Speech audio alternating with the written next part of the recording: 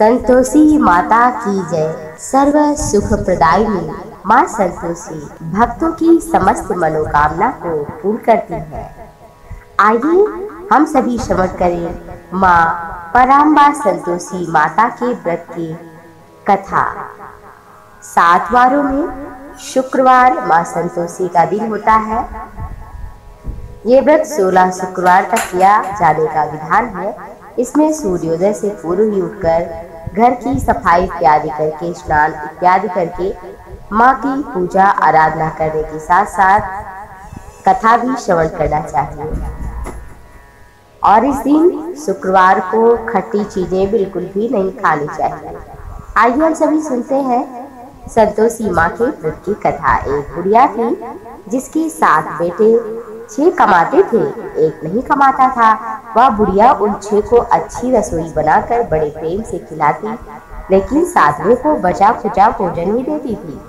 वो बड़ा सीधा साधा था, कुछ सोचता नहीं था। एक दिन अपनी पत्नी से बोला, मेरी माँ मुझे बहुत प्यार करती है। पत्नी ने कहा, हाँ सबका जूठन जो खिलाती है, फिर भी आप ऐसा कह रहे हो। तो पुत्र ने कहा, मैं नहीं मान सकता हूँ जब तक अपनी आंखों से ना देख लूं। पत्नी ने कहा, देख लोगे तब मानोगे। बोला, हाँ। एक दिन बहुत बड़ा त्योहार आया। बुढ़िया ने 7 प्रकार के भोजन चूरमे के लड्डू बनाए।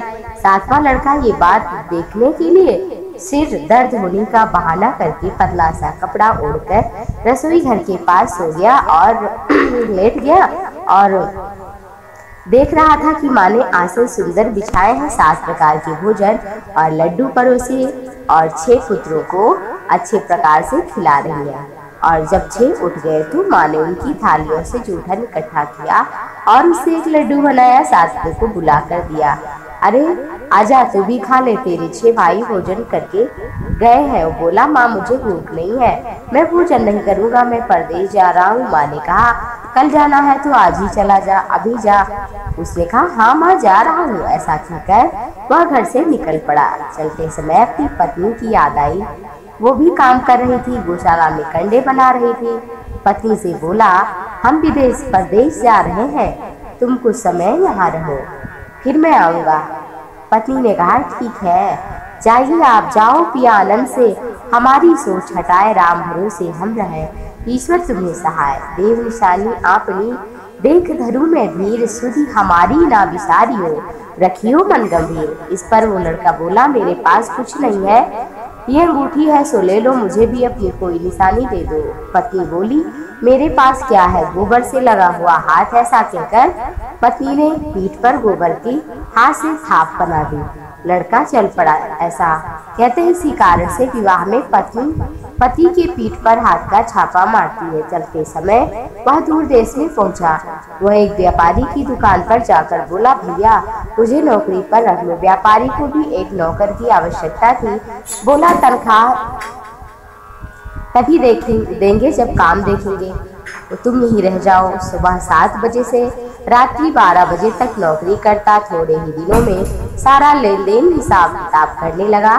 सेठ के 7-8 नौकर चक्कर खाने लगे और सेठ ने 2-3 महीने में ही आधे मुनाफे का हिस्सेदार उसे बनाया। 12 वर्ष में बड़ा सेठ बन गया। उसका मालिक उसके भरोसे काम छोड़कर चला गया। उधर उसकी पत्नी को साथ और जिठानियां सभी दुख देती थी। लकड़ी लेने के लिए जंगल भेजती, भूसे की रोटी देती, फूटे नारियल में पानी देती। वह बड़े ही कष्ट से जीवन बिताती थी।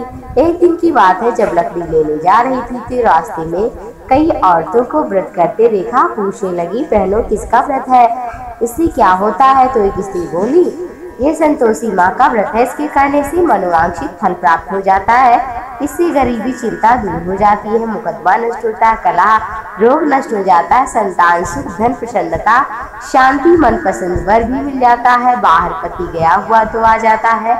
और व्रत की विधि भी बताई। उसने रास्ते में लकड़ियां बेची और उससे कुछ पैसे से चना और गुड़ लिया। उसने व्रत की तैयारी की। उसने सामने एक मंदिर देखा तो पूछने लगी, किसका मंदिर है? तो वहाँ के लोग कहने लगे, संतोषी माँ का मंदिर है। वो मंदिर गई, माँ के चरणों में गिर पड़ी, दुखी होकर विनती कर रही थी, हे माँ, मैं अज्ञानी हूँ, बड़ी दुखी हूँ, आपकी शरण में आई हूँ, मेरा दुख दूर करो। माँ को बड़ी दया आई। एक शुक्रवार को बीता ही था एक शुक्रवार की उसके पति का पत्र आया अगले शुक्रवार को भेजा हुआ। धन भी मिला। अब तो जेठ जेठानी सास इत्यादि नाक सिकोड़ने लगे, कहने लगे अब तो इसकी बड़ी इज्जत होगी, ये बुलाने पर क्यों बोलेगी। वो बोली कि पत्र धन आए तो हम सबके लिए अच्छा है ना। उसके नेत्रों में अश्रु आ गए। वो मंदिर गई और माँ संतोषी के चरणों में गिर पड़ी। बोली, माँ मैंने आपसे पैसा कब मांगा है, मुझे अपने पति के दर्शन करा दो। माँ ने प्रसन्न होकर कहा, जा बेटी तेरा पति आएगा। बड़ी प्रसन्नता से घर के लिए चल पड़ी। घर का कामकाज करने लगी। उधर संतोषी माँ ने उसके पति को स्वप्न में जाने और पत्नी की याद दिलाई। उसने कहा, माँ मैं कैसे जाऊं, परदेश की बात है, लेन देन का कोई हिसाब नहीं है। माँ ने कहा, मेरी बात मान, सुबह उठकर स्नान करना, नहा धो करके माँ संतोषी का नाम ले, घी का दीपक जलाकर दंडवत प्रणाम कर दुकान पर बैठना। देखते देखते सारा लेन देन साफ होगा, धन का ढेर लगेगा। सवेरे उसने अपने स्वप्न की बात सभी से कही तो सभी हंसी उड़ाने लगे। कहीं सपने भी सच होते हैं क्या। पर एक बूढ़े ने कहा, भैया जैसे माता ने कहा है वैसा करने में क्या डर है। उसने नहा धोकर माँ संतोषी को प्रणाम कर घी का दीपक जलाकर प्रणाम कर दुकान पर बैठ गया। थोड़ी ही देर में सारा लेन देन हिसाब साफ हो गया, सारा माल बिक गया, धन का ढेर लग गया। वह प्रसन्न हो गया और घर के लिए चलने के लिए सामान गहने इत्यादि खरीदने लगा। जल्दी ही घर को रवाना हो गया। उधर बेचारी पत्नी रोज लकड़ियां लेने जाती और रोज संतोषी माँ की सेवा करती। उसने माँ से पूछा, हे माँ कैसी धूल उड़ रही है। माँ ने कहा, तेरा पति आ रहा है, तू लकड़ियों के 3 बोझ बना, एक नदी के तट पर, एक यहाँ, एक अपने सिर पर रख। तेरे पति के दिल में उस लकड़ी के गड्ढे को देखकर मैं मोह पैदा करूंगी और वो यहाँ रुककर नाश्ता पानी खा पी कर घर जाएगा। तब तू पीछे से जाना और लकड़ियों का गट्ठर पीछ डालकर आवाज ही देना 3 बार, सासू जी ले लो लकड़ियाँ, भूसे की रोटी दे दो, नारियल में पानी दे दो, क्या आज कोई मेहमान आया है। माँ के चरण छुए और माँ के कथनानुसार सारा कार्य किया। वह तीसरा गट्ठर लेकर चली चौक में पीछे से डालकर बोली, सासू जी लकड़ियों का गट्ठर ले लो, भूसे की रोटी दे दो, नारियल में पानी दे दो, क्या आज कोई मेहमान आया है। यह सुनकर सास बाहर आकर कपट भरे वचन बोलकर कष्ट को भुलाने के लिए कहने लगी, बेटी तेरा पति आ गया, आजा, कुछ अच्छा सा मीठा तो खा, अरे गहने कपड़े तो पहना कर, तू तो बाहर बस घूमती रहती है और 4 पहर खा लेती है। अपनी माँ की बात सुनकर उसका पति बाहर आया। हाथ में अंगूठी देखकर व्याकुल हुआ। पूछा, कौन है। माँ ने कहा, तेरी पत्नी, आज 12 वर्ष हो गए, ये ऐसे ही घूमती फिरती है, कामकाज करती नहीं है, नखरे करती है। और वो उसने देखा अपनी पत्नी की हालत। उसने कहा, मैंने इसे भी देखा और आपको, आप मुझे ऊपर की चाबी दे दो, मैं वहाँ रहूंगा। माँ ने कहा, ठीक, जैसी तेरी मर्जी। और उसने सारी चाबियों का गुच्छा माँ ने वहीं पटका। उसने अपना सारा सामान लिया और तीसरी मंजिल के ऊपर के कमरे में जाकर रखा। एक दिन में ही सुंदर ठाट बाट बनाया, राजा की जैसे रहने लगा। इतने में अगला शुक्रवार आ गया। बहू ने अपने पति से कहा, मुझे संतोषी माँ के व्रत का उद्यापन करना है। 16 शुक्रवार बीत गए। वो बोला, बहुत अच्छा, खुशी से करो, जल्दी ही उद्यापन की तैयारी करना।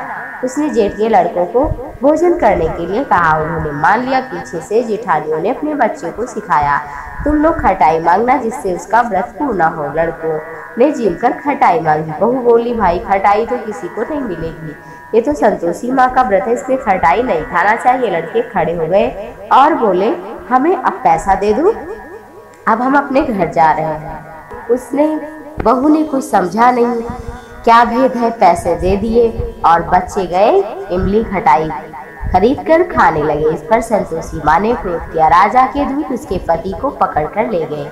बेचारी बड़ी दुखी हुई, रोती हुई माँ जी के मंदिर में गई, चरणों पर गिरकर कहने लगी, मैया ये क्या किया, हंसाकर अब क्यों रुला रही है। माँ बोली, पुत्री मुझे दुख है कि तुमने अपना अभिमान बस मेरा व्रत तोड़ दिया है, सब भूल गई। कहने लगी, माँ मेरा कोई अपराध नहीं है, लड़कों ने भूल में डाल दिया, मैंने भूल से उन्हें पैसे दिए, माँ क्षमा कर दो, दोबारा उद्यापन करूंगी। माँ बोली, जा तेरा पति रास्ते में तुझे आता हुआ मिल जाएगा। उसे रास्ते में उसका पति आता हुआ मिल गया। बोलने पर पूछने पर बोला, राजा ने बुलाया था, टैक्स भरने गया था। फिर दोबारा शुक्रवार आया, पति की आज्ञा से उद्यापन करने लगी। उसने फिर जेठ के लड़कों को बुलावा दिया। जेठानियों ने फिर वही बात सिखा दी। लड़के भोजन की बात पर खटाई मांगने लगे। उसने कहा खटाई नहीं मिलेगी, आना हो तो आओ। यह कहकर ब्राह्मणों के लड़कों को बुलाकर भोजन कराने लगी।